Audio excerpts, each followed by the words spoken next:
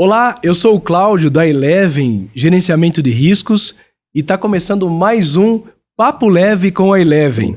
Hoje eu recebo aqui o Dr. Luciano Masson, ele que é o M da BMV, Barrichello, Masson e Venâncio, Sociedade de Advogados. Então é uma honra para mim aqui receber o Luciano Masson e bater um papo leve, entender um pouco da sua história e da sua atuação. Seja muito bem-vindo, Dr. Luciano. Muito obrigado, Cláudio. Obrigado pelo convite. Espero que eu possa ajudar aí, trazer algumas informações interessantes e que a gente possa, como você mesmo disse, ter um papo leve e enriquecedor entre as nossas experiências de vida. Eu estou à sua disposição para esclarecer o que estiver ao meu alcance. Bacana. Você é piracicabano mesmo? Piracicabano da Gema, nascido e criado aqui em Piracicaba, com aquele sotaque preponderante nosso. Estou aqui desde o nascimento, acabei fazendo estudos tanto aqui em Piracicaba quanto fora, mas a minha família, toda ela é daqui da cidade mesmo.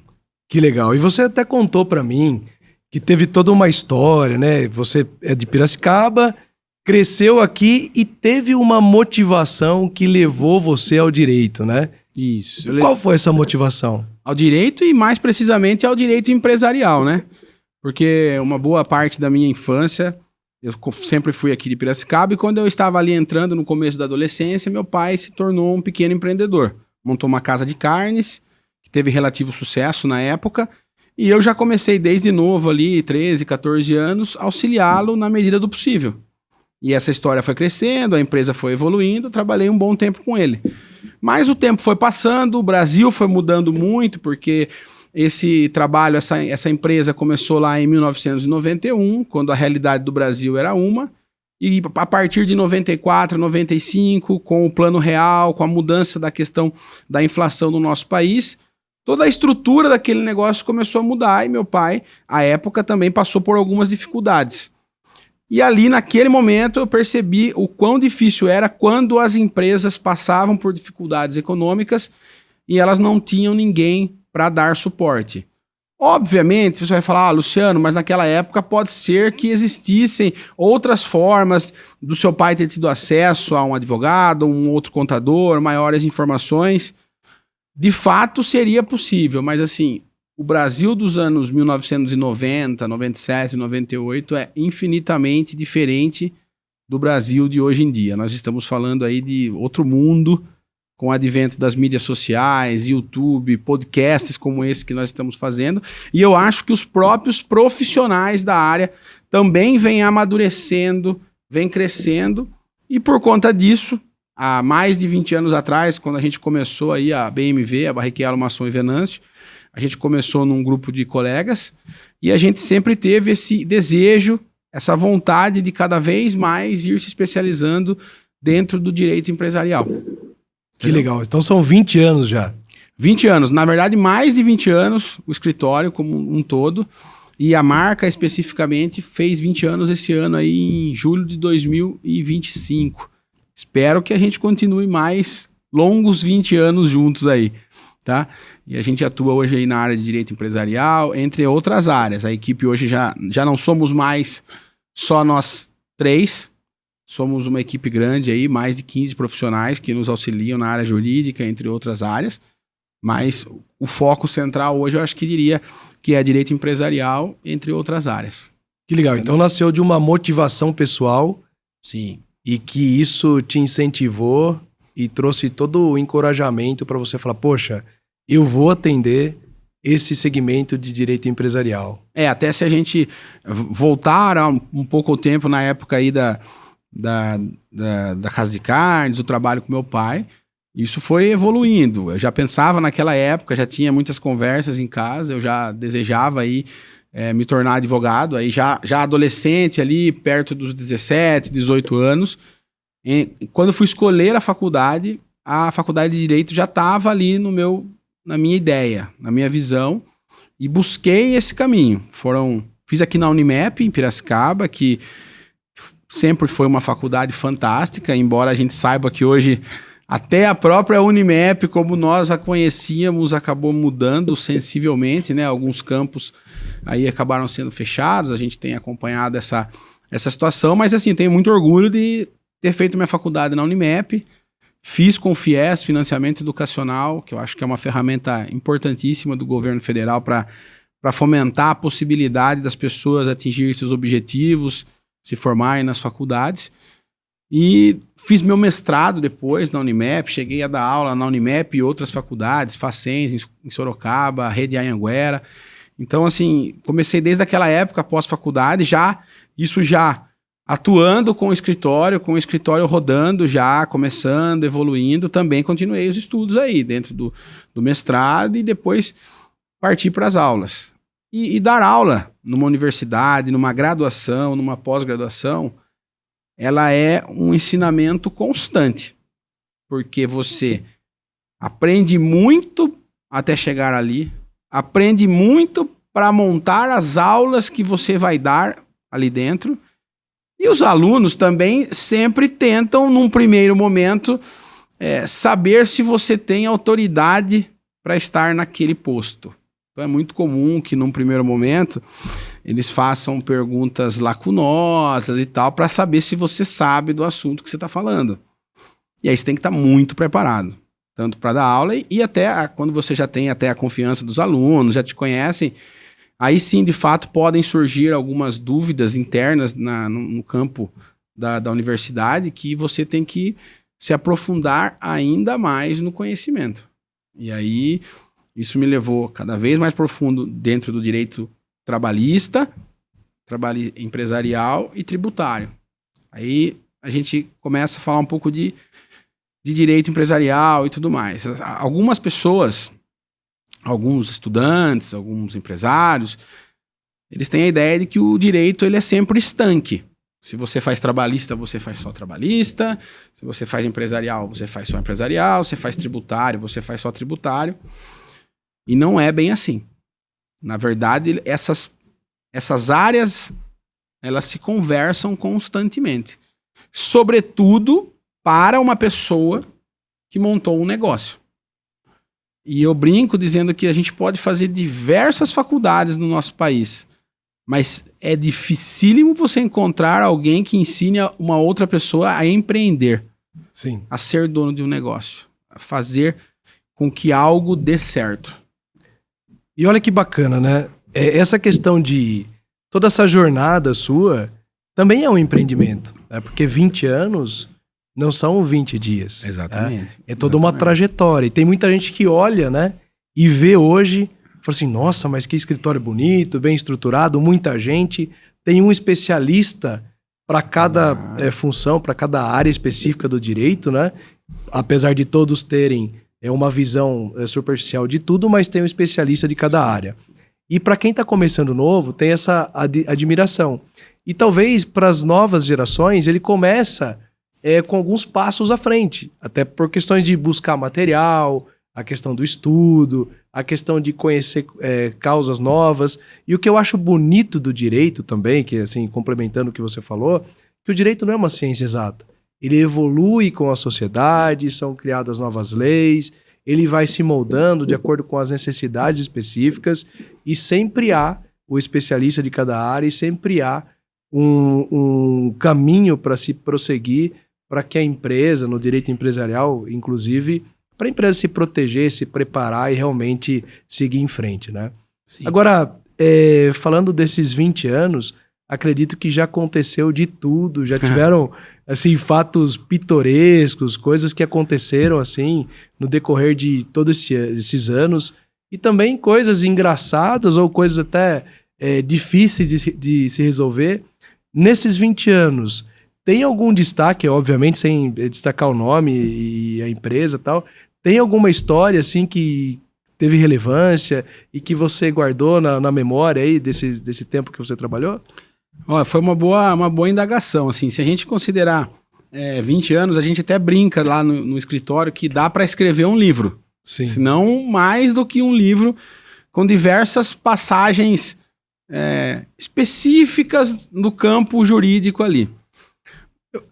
Tendo 20 anos já, mais de 20 anos advogando, você acaba conhecendo muito as pessoas.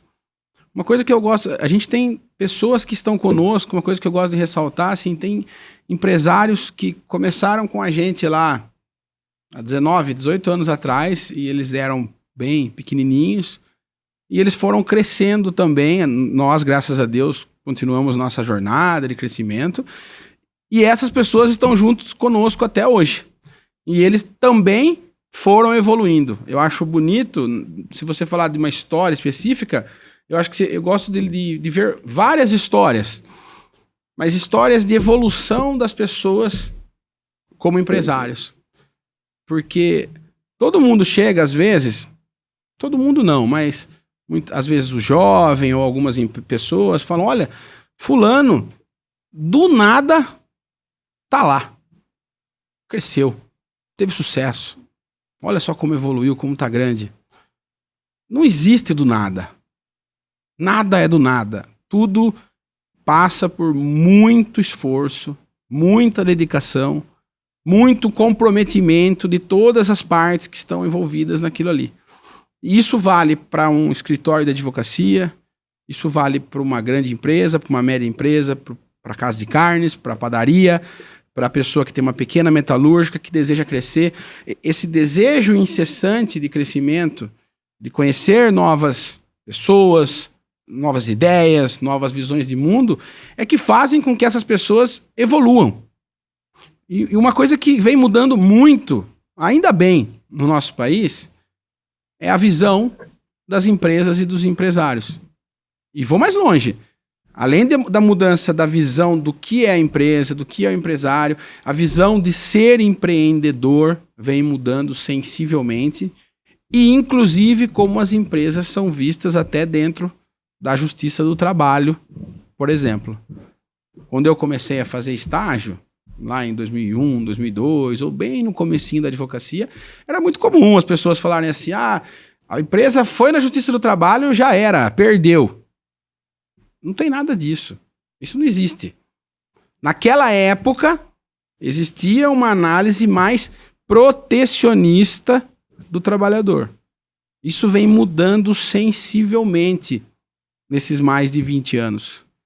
E hoje as empresas têm milhares de possibilidades de defesa.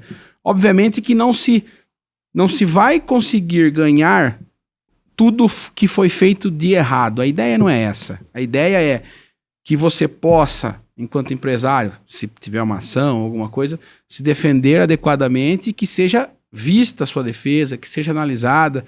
E se algo tiver que ser pago, que seja feito um acordo, que seja conversado, mas tudo não considerando uma empresa, um empresário como um bandido. Porque ninguém é bandido nessa história. Nem o dono da empresa, nem o trabalhador. E eu acho que isso vem evoluindo muito. Os próprios trabalhadores hoje veem o dono da empresa ou a família, que muitas vezes uma empresa ela começa com um dono, depois muitas vezes ela se torna um grupo familiar. Ela passa a ser uma estrutura familiar. Aliás, no nosso país, a grande maioria das empresas funcionam pela sistemática de estruturas familiares. Pai e mãe, que depois inseriu os filhos, que eventualmente colocam os filhos dos filhos, ou empresas em que era um irmão, que depois colocou outro irmão ali, aí construiu uma estrutura com 3 irmãos, isso evolui, os irmãos casam, essa empresa continua crescendo e essa estrutura vai colocando pessoas da família ali dentro para tocar, entendeu? Exatamente. E assim, eu fico muito feliz de saber que você tem todo esse legado de trazer empresas que vocês puxaram para cima, cresceram e viram também a evolução dessa empresa. Eu acho que o grande segredo para as empresas é prezar pelo planejamento. Prezar pelo planejamento, fazer com que o negócio seja perene para trazer receita eternamente para a família. Nós temos que ser longevos, viver bastante. Mas a empresa tem que durar para sempre, né? Ou você vem muito bem vendida e criar uma receita muito grande para a família.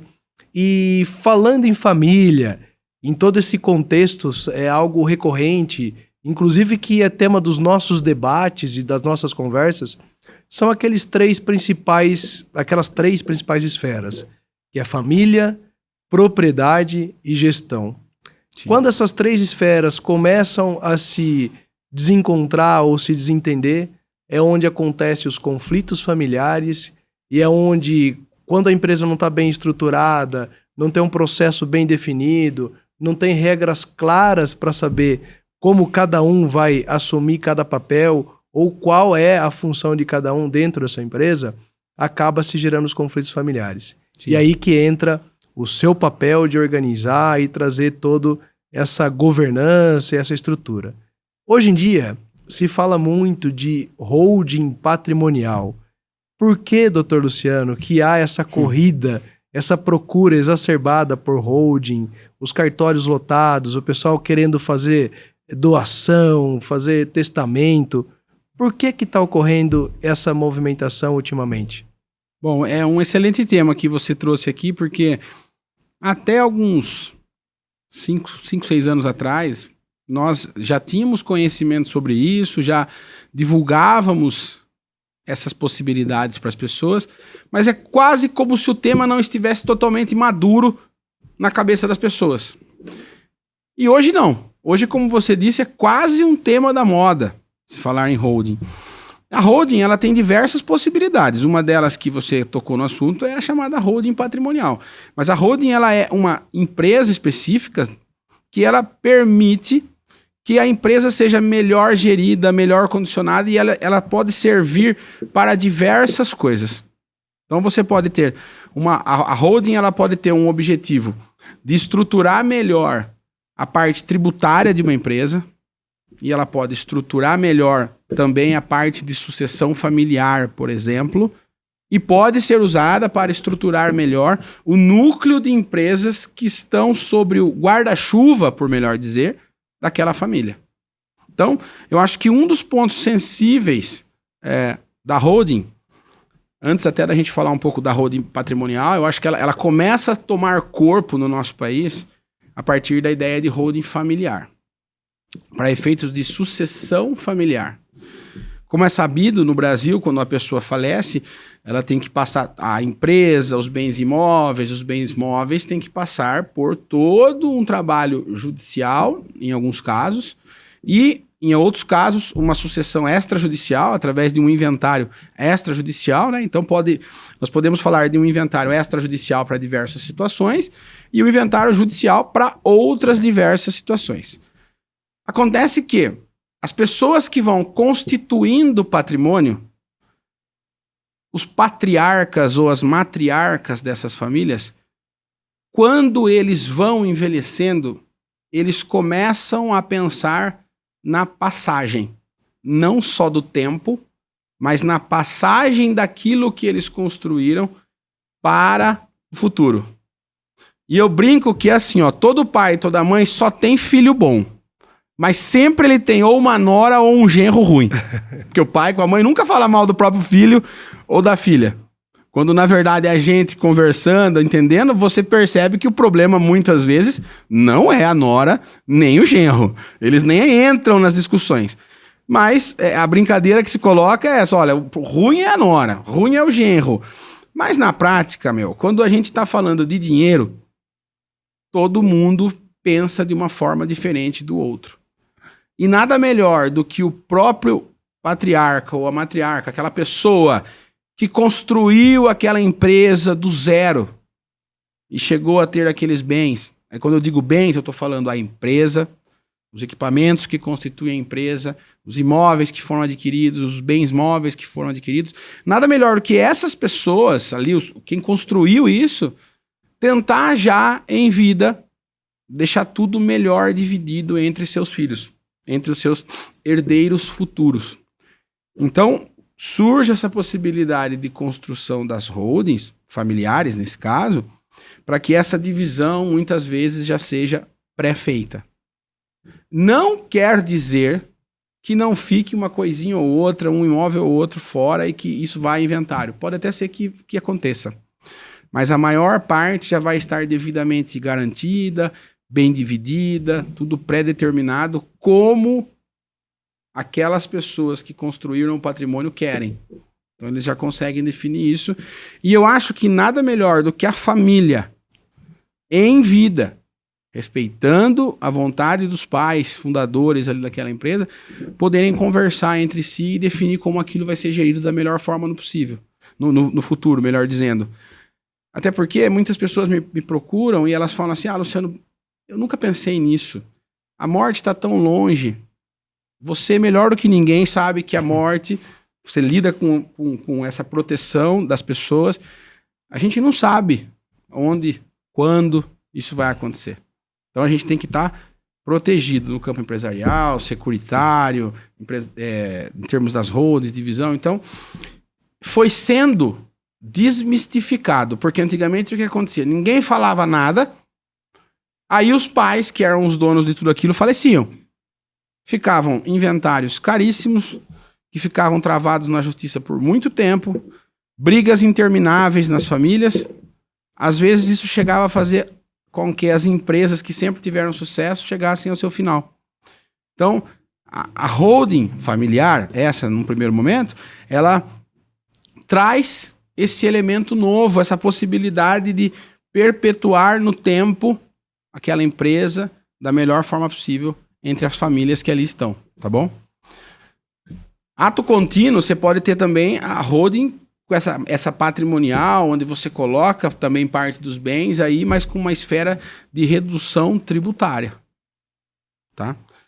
Que você coloca aquilo ali, você faz uma estruturação tributária mais adequada para que a empresa, a família, pague a tributação conforme é determinado pelo nosso sistema tributário, mas sem pagar em excesso, sem pagar mais do que deve. Pagar o que está especificado no sistema tributário nacional. Foi bom você tocar nesse assunto. Muita gente fala assim, eu tenho a minha holding, então no momento da minha passagem eu não vou pagar imposto nenhum, a família vai ficar tranquila. Isso é uma verdade? Parcialmente. Foi muito boa essa sua pergunta, porque vão se construindo algumas falsas verdades. Até pelo fato de hoje em dia muitas pessoas quererem ficar vendendo curso disso, curso daquilo, faça isso, faça aquilo, criam-se algumas frases de efeito e parece que, não, se eu fizer uma holding, todos os meus problemas estarão resolvidos. E eu não vou pagar mais um centavo de nada, e quando eu falecer, ou quando a minha família, quando houver a passagem de bastão, nada em termos tributários vai ser pago. Calma, não é isso. Não é só isso. Não é só chegar no contador e falar, você é contador? Sabe fazer holding? Abre uma holding pra mim. Vamos abrir 3, 4 logo de uma vez? 22 holdings? Já vi casos que a pessoa tinha 20 holdings, mas não tinha feito planejamento nenhum daquilo e por que aquilo estava daquele jeito. Então, tudo começa com uma conversa entre profissionais que conheçam desse assunto, um advogado capacitado, que entenda desse assunto, para construir, junto com aquela família, um planejamento de médio prazo. Essa história de que eu vou abrir uma holding em 20 dias, e em 20 dias tudo vai estar no nome dessa holding, está tudo resolvido, não tem que fazer mais nada. Não funciona assim. Não funciona assim. Existem diversas possibilidades de tipos de holding, existe tempo para que cada imóvel daquela família seja colocada naquela holding e existe porquê. Por que isso vai para lá? Qual o sentido deste imóvel em especial estar lá? Eu preciso que este imóvel, eventualmente, que nós temos, vá para essa holding? Ou pessoas às vezes me procuram e falam assim, olha, senhor, eu tenho um imóvel. Faz sentido eu ter uma holding? Depende. Se é o seu imóvel, o único imóvel, bem de família, que você vive ali nele, e você não pretende fazer mais nada com aquilo ali, pode ser que não vale a pena. Aí entra a história do planejamento. A gente tem que entender onde está e onde você quer chegar, tá? Agora a pessoa fala, não, eu tenho um imóvel, mas ele é um imóvel que vale 4 milhões de reais e eu alugo ele por 22 mil. Ou por 32 mil por mês. E eu nem resido nele, nem vou residir. E hoje ele está cadastrado na minha pessoa física. Pode fazer sentido ele estar numa holding? Pode. Aí não pelo fato da holding patrimonial, mas pela questão da holding de aspecto tributário. Essa pessoa muito provavelmente estará pagando imposto a maior indevidamente com esse imóvel estando na pessoa física. E nada disso que eu estou falando é algum tipo de ilegalidade. O que nós estamos fazendo é, vamos ler a lei da forma adequada, vamos analisar tudo da forma adequada e colocar os imóveis nas empresas respectivas para se valer dos benefícios que a própria legislação tributária brasileira te dá.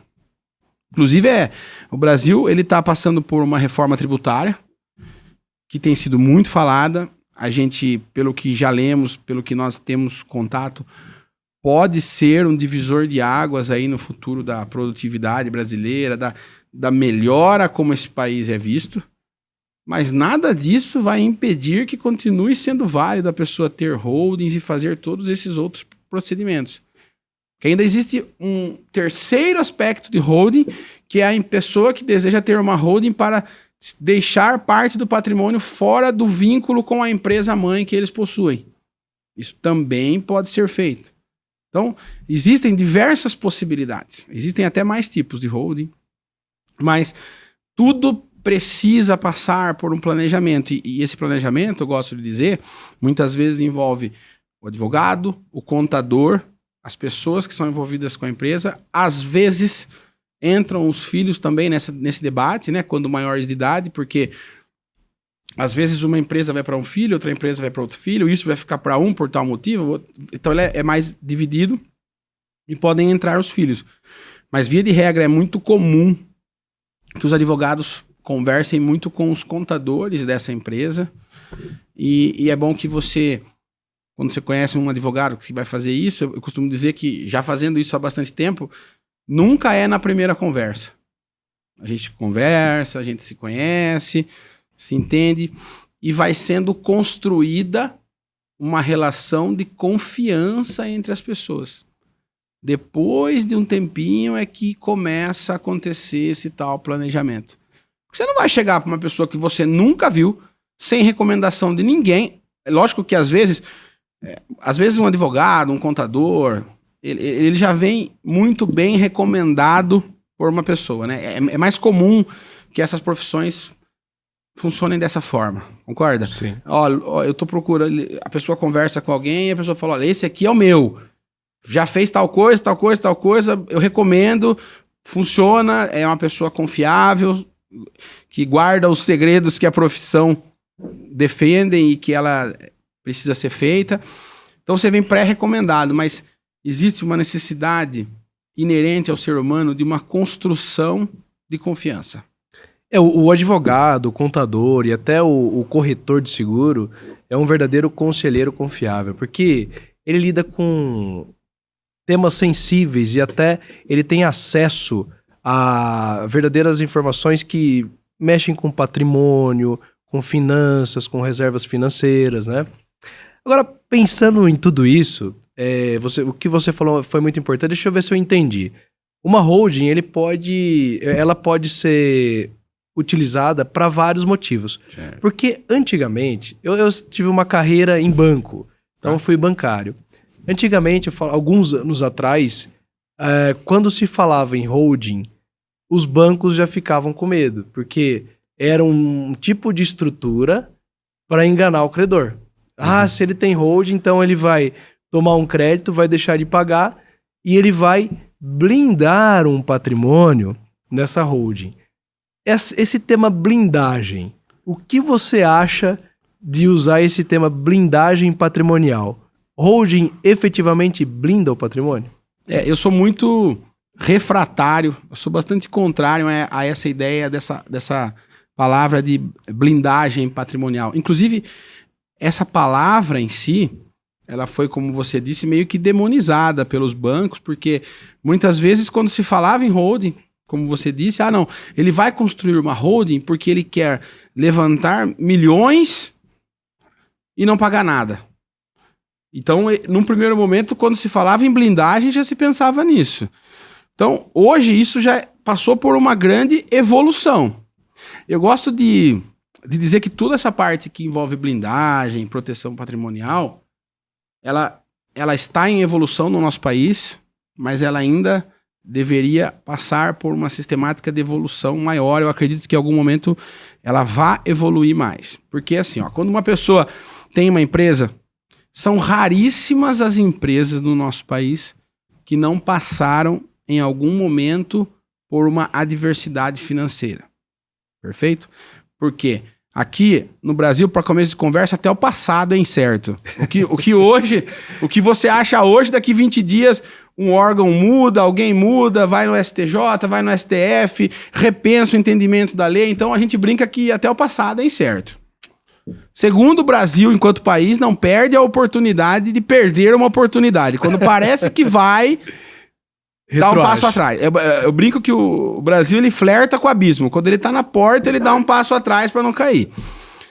A gente cansa de ouvir que o Brasil é um país grande, que tem muita chance de sucesso, de vitória, um país gigantesco, país do amanhã.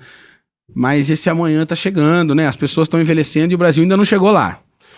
Fato é que empresas passam por dificuldades. E muitas vezes, quando elas passam por essas dificuldades, elas também se valem até de um sistema, de uma sistemática específica de holding para tentar fazer uma proteção patrimonial momentânea, enquanto muitas vezes é negociado esses débitos que ela possui.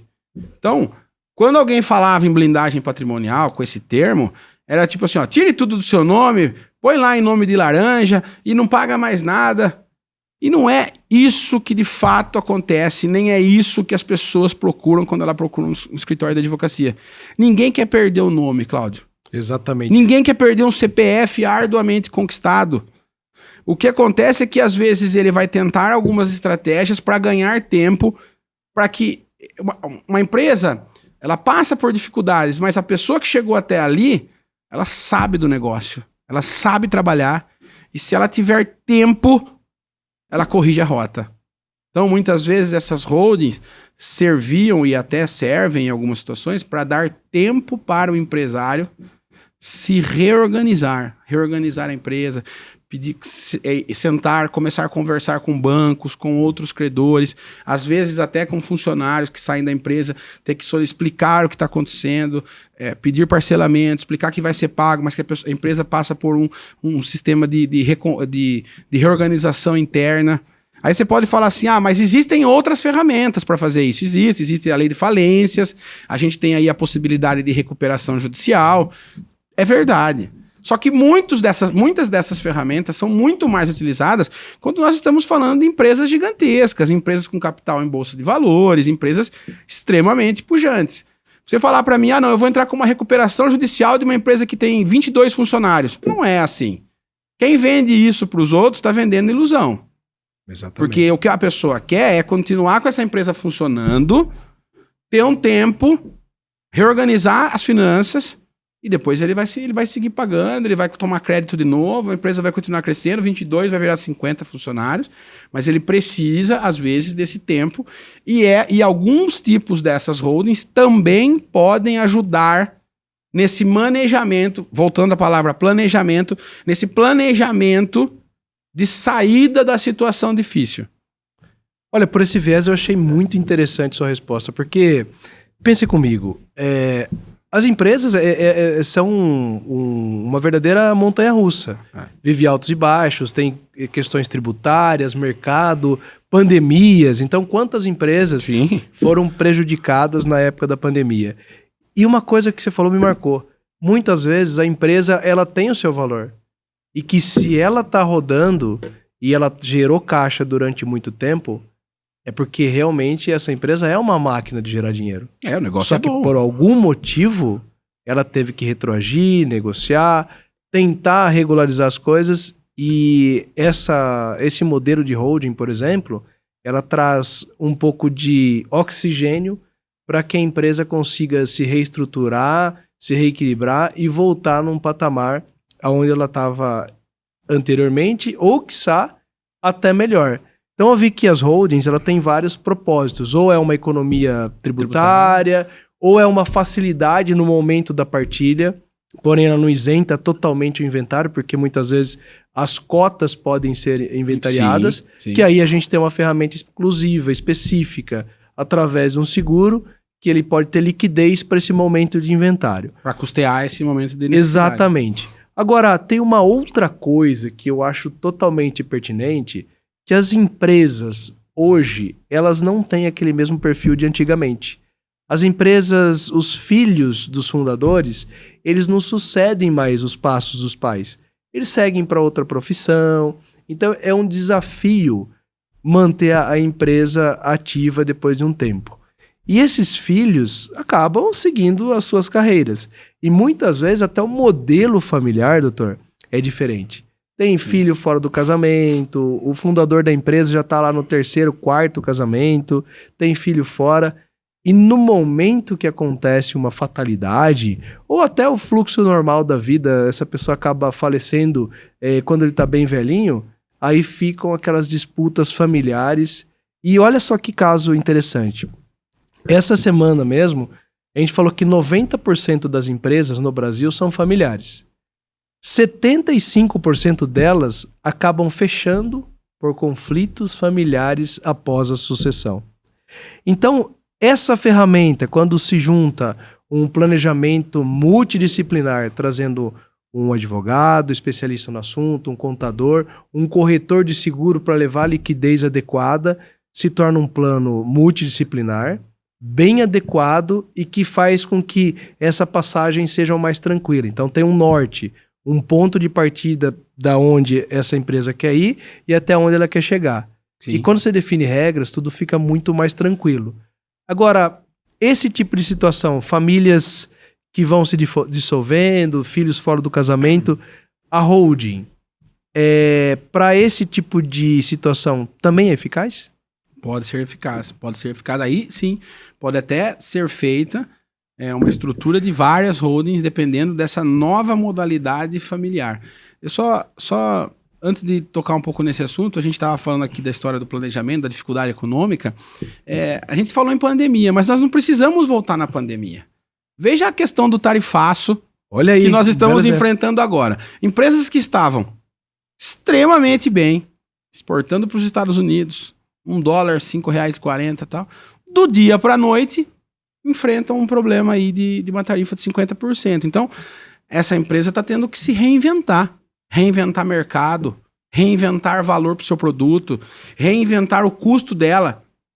Então, aquele planejamento todo que eu venho falando aqui desde o do início da conversa, ele deve ser feito, inclusive, no momento de saúde financeira da empresa. Não deixar para correr atrás disso quando ela está numa situação muito delicada. Infelizmente, ainda existem situações, muitas pessoas acabam nos procurando, quando estão passando por uma necessidade mais urgente, porque acaba se tendo uma cultura ainda de que alguns profissionais, contador, advogado, eles são custos, eles não são um investimento.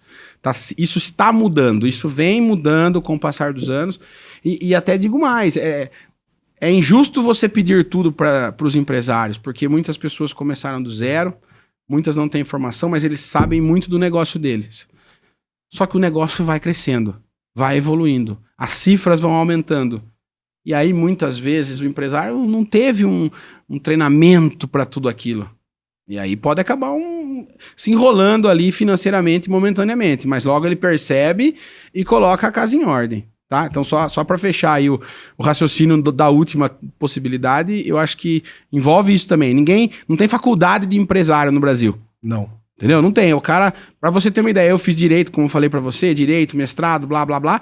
Só que na faculdade, você não tem nenhuma disciplina, nenhum semestre de empreendedorismo jurídico. Ninguém ensina aquelas pessoas que estão fazendo direito a serem donas de um escritório de advocacia. Sendo que muitos que vão sair... Tudo bem, a pessoa se forma, ela pode usar aquela formação para trabalhar em banco, para ser juiz, para ser promotor, para fazer uma série de coisas. Mas muitas pessoas que estão ali vão ser donos do escritório de advocacia. E, pelo menos todo o tempo que eu fiz direito e que eu dei aula, não existia essa disciplina. Talvez as estruturas estejam mudando. E isso passe a fazer parte de alguma grade curricular de determinados cursos, tá bom? E voltando aí à sua última pergunta, a estrutura familiar brasileira mudou.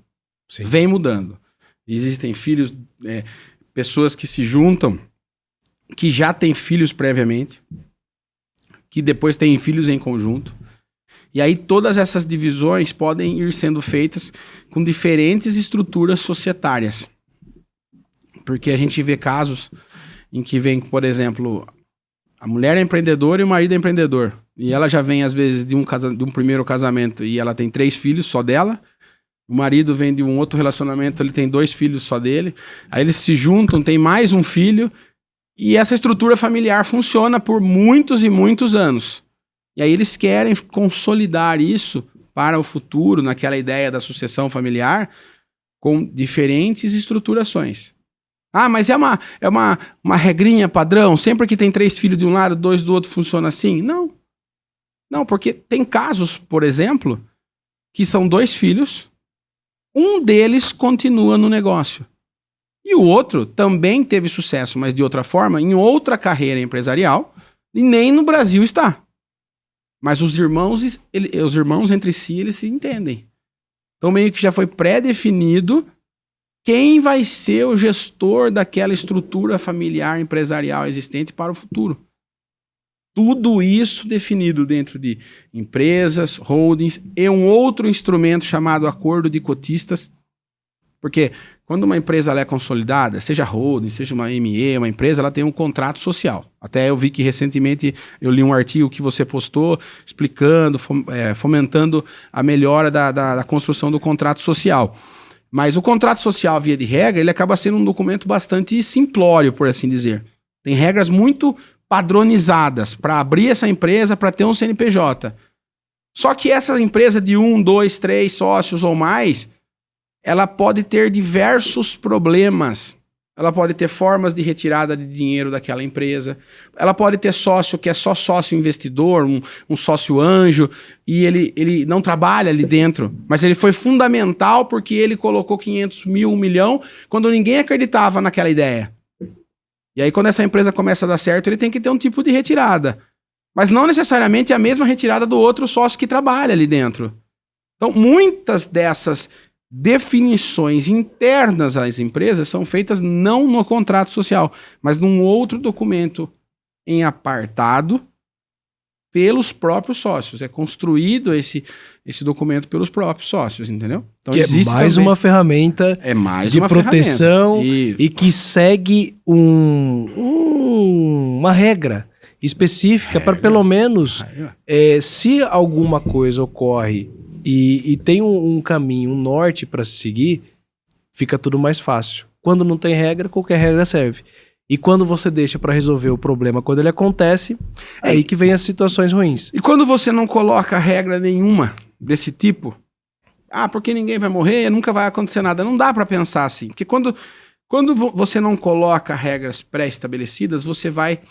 Quando aquela situação ocorrer, que regra vai sobrar? Vai sobrar a regra que a lei já pré-definiu. Seja a regra de sucessão para caso familiar, seja as regras de divisão pelo Código Civil e tudo mais. Só que as regras ali são muito frias e elas são muito amplas. Elas servem mais ou menos para tudo. Mas você vai confiar uma estrutura empresarial que você construiu ali, que as famílias, ou às vezes não são famílias, às vezes são a própria Barrichello, Masson e Venâncio, é formada por 3 amigos. Mas nós não somos familiares entre si. Então tem que ter regra ali dentro entre nós sócios para agora e para depois. Porque em algum momento um de nós vai faltar. Sim. E esse affectio societatis, essa afeição que nós construímos, não se transcende imediatamente porque um faleceu. Isso muda. Estou usando só como exemplo, porque a gente falou muito aqui de sucessão familiar, mas tem muita empresa que tem sociedade que não é familiar. Sim. Então, mais um motivo para ter essa ideia de acordo de cotistas. E o Brasil e o mundo vem reconfigurando essa ideia empresarial, porque você tem aí os empreendedores novos e vem vindo muitos investidores anjo aí, como a gente fala, pessoas que acreditam na ideia, que trabalham junto no começo, que dão alguns tipos de expertise ali, mas que no futuro elas não vão ficar à frente daquele negócio. Mas elas não deixam de ser sócios, elas estavam ali desde o começo. Sim, existem várias modalidades, né? Até de constituição de contrato, né? Tem sociedade de propósito específico, tem sociedade em cotas de participação, tem os dizeres, as cláusulas que compõem aquele contrato social, eu acredito que é muito importante e muita gente não dá valor. Você até citou o artigo que eu escrevi sobre isso. Veio um empresário e me falou, poxa, eu tenho a empresa aqui há quase 30 anos, não houveram alterações nem de endereço, e o contrato social está lá datilografado à máquina de escrever ainda. E assim, muita coisa que está ali, a sociedade já mudou, já se atualizou, já existem novas regras e continua com uma regra antiga, com um negócio que talvez para o tempo, para aquela época que a empresa foi aberta, foi interessante.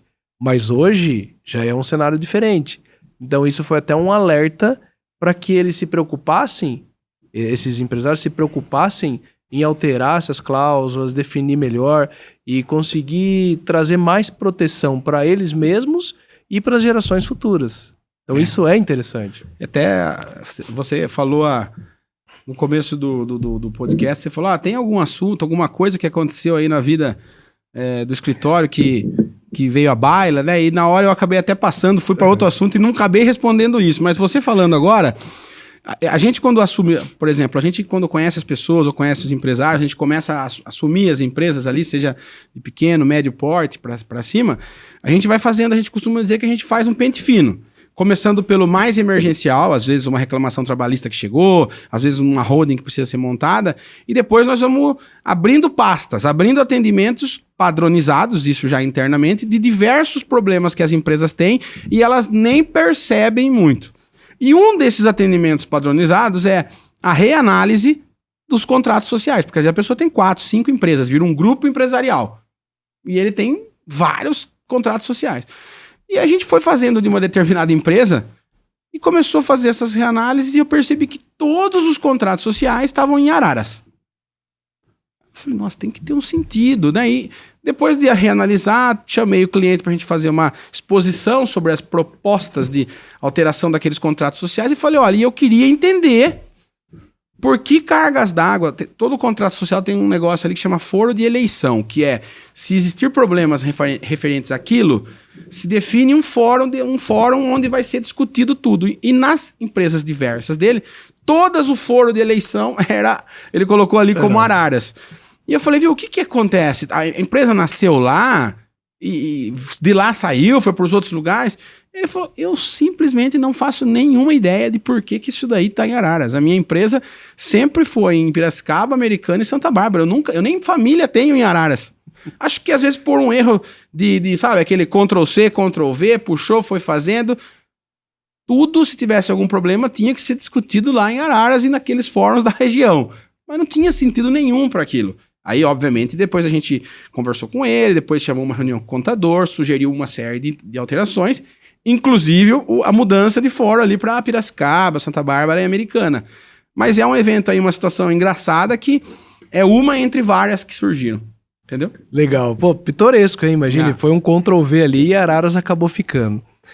Agora, até duas questões aí para finalizar, né? Muita gente fala assim, pô, vocês atendem só grandes empresários, multinacionais, gente que tem muito patrimônio. Eu acredito que não é bem assim. Há como você fazer planejamentos, assim, até se você tem 1 ou 2, ou se você tem um propósito específico para constituir uma holding, até elaborar melhor aí os seus passos, a gente pode ajudar no que diz respeito ao segmento securitário e do segmento do direito, né? Mas tem algumas dúvidas pertinentes, como aqui no estúdio que a gente está gravando, inclusive é um estúdio de muito bom gosto aqui, é o Bora 9. A gente está muito feliz e satisfeito aqui, porque realmente é um estúdio muito bem estruturado. E o nosso amigo Ronaldo estava perguntando, poxa, e todo esse equipamento que não é barato, equipamento de captura, de iluminação e toda a estrutura aqui do estúdio, isso também entra em inventário, doutor? Boa colocação. Então vamos começar aí da primeira fase da questão. Só trabalha para grandes empresas, tudo isso é só enxergando grandes empresas? Extremamente o oposto disso. A nossa ideia é difundir esse tipo de conhecimento e possibilitar que empresas pequenas e médias e as famílias dessas empresas se valham de todo esse conhecimento. O objetivo aqui não é falar só para grandes empresas. É até o oposto, porque a grande empresa, já tem um corpo jurídico inteirinho lá dentro contratado que provavelmente já fez isso. O que a gente quer fazer é trazer luz para as pessoas, para as pequenas empresas, para as médias empresas, dizendo, olha, este tipo de planejamento também é para você. Porque você vai faltar um dia, você tem vários filhos, então não são valores nem situações proibitivas, mas é muito importante que essas empresas comecem a olhar para isso, olhar para esse planejamento, olhar para essa análise empresarial feita por contador, por advogado de forma mais profunda e se planeje, se organize, porque se você faz isso de forma preventiva, você vai reduzindo sensivelmente os problemas. Eu até brinco que é para poder, o empresário faz tudo isso para estar lá no final do ano na praia tomando a cervejinha em paz.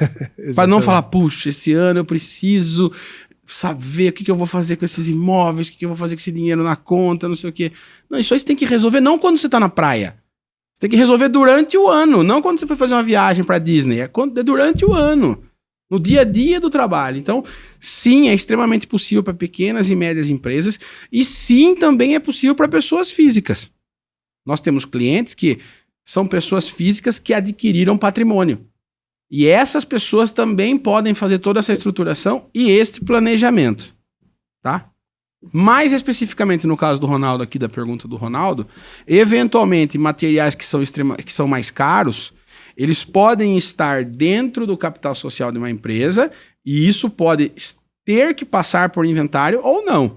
Pode desde ser feita uma divisão efetiva antes, quanto necessitar que essa empresa, as cotas sociais e tudo que está ali dentro passe por um inventário. Então isso também pode acabar acontecendo. Inclusive para mensurar, no caso, ó, vamos imaginar que ele tem um sócio. Ele consegue mensurar qual é o capital investido, qual que é o patrimônio da empresa, até para não gerar uma discussão futura, partindo do princípio que os dois sejam casados, por exemplo. Porque patrimônio não é só, usando o exemplo aqui, o patrimônio aqui não é só uma câmera, ou várias, uma estrutura. Ou usando outros exemplos, às vezes uma metalúrgica tem torno. Os equipamentos, tanto aqui quanto lá, são caros.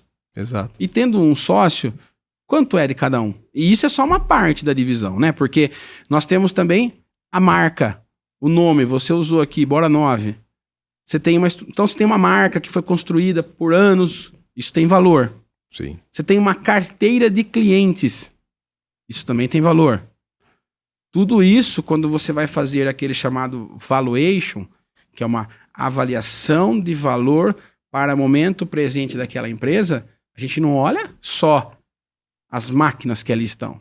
É máquina, clientela, contratos firmados que estão ativos, possibilidades, orçamentos lançados, tudo que tem ali do ponto de vista material e imaterial.